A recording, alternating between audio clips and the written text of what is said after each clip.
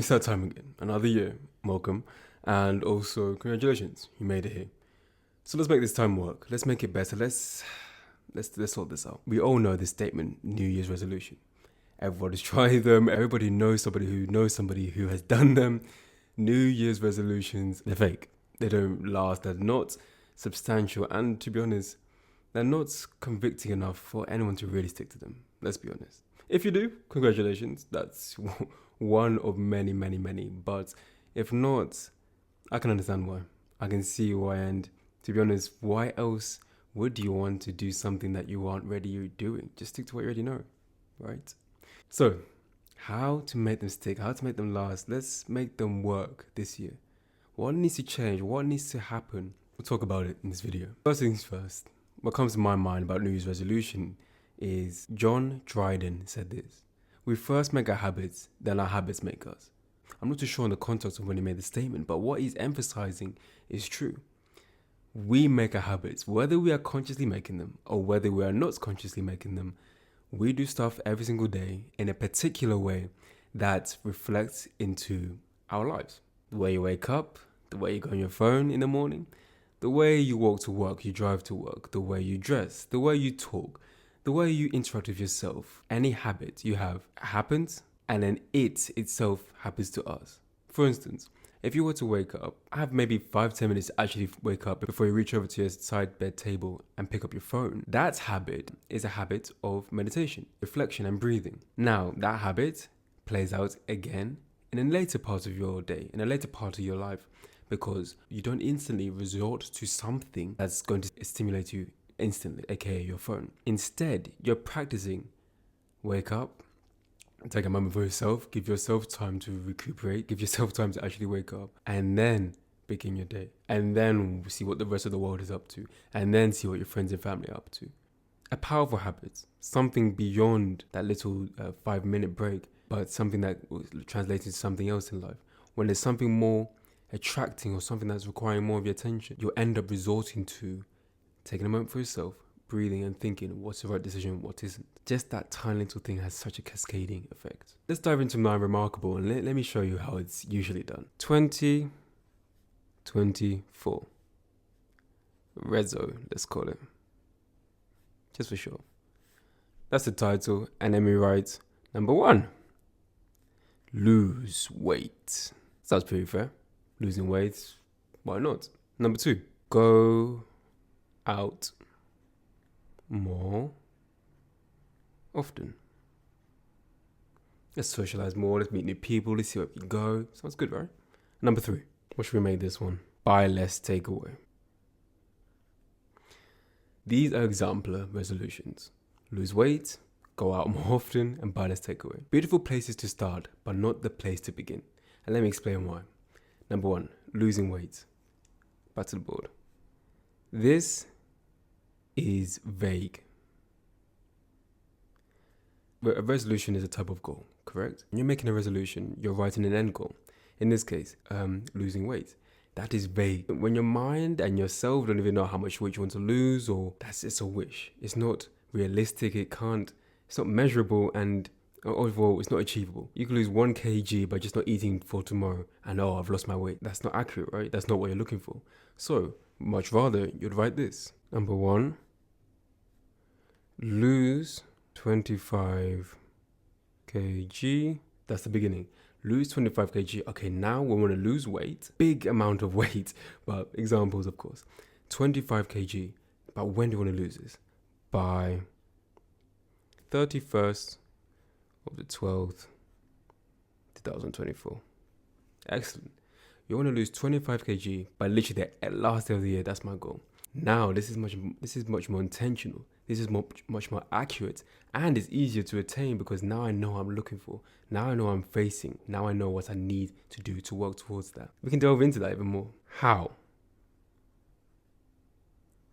This is the biggest question I get asked from my clients. Okay, Jerry, I know I got to do this. I know I got these goals, and I just don't know how. I don't know how I'm going to make it happen. The how is, I always say, is the last thing to worry about. The how doesn't matter. The how will come to you. But let me show you how happens. Let's talk. How? When you ask yourself, how do I lose 25 kg by the 31st of December 2024? Yourself comes up with answers. So, how? Ask yourself. Who would have thought? Asking yourself the simple question is the answer to the question. So you ask yourself the question. Every thought and every feeling feels as if it's the correct thing. So you're open and receptive. How do I lose 25 kg by the 31st of December? Gym. Just that word comes to me. So write it down. Gym. Now what about that gym can help me lose weight? Well, I know if you go to the gym and you exercise, you lose weight. Okay. So if we go to the gym, we should exercise. Now what exercise? What's exercise? I know exercise is a period of time when you're either lifting weights, you're going for a run. Okay, so let's write it down. I got weights. There's weights, then I can run. But it doesn't stop with that. This is the beautiful thing. Weights and running. It's a brilliant pace. I need to lift weights, I think. And I need to run, I think. Then you go to the gym. You try it out. I tried the weightlifting. I tried the running.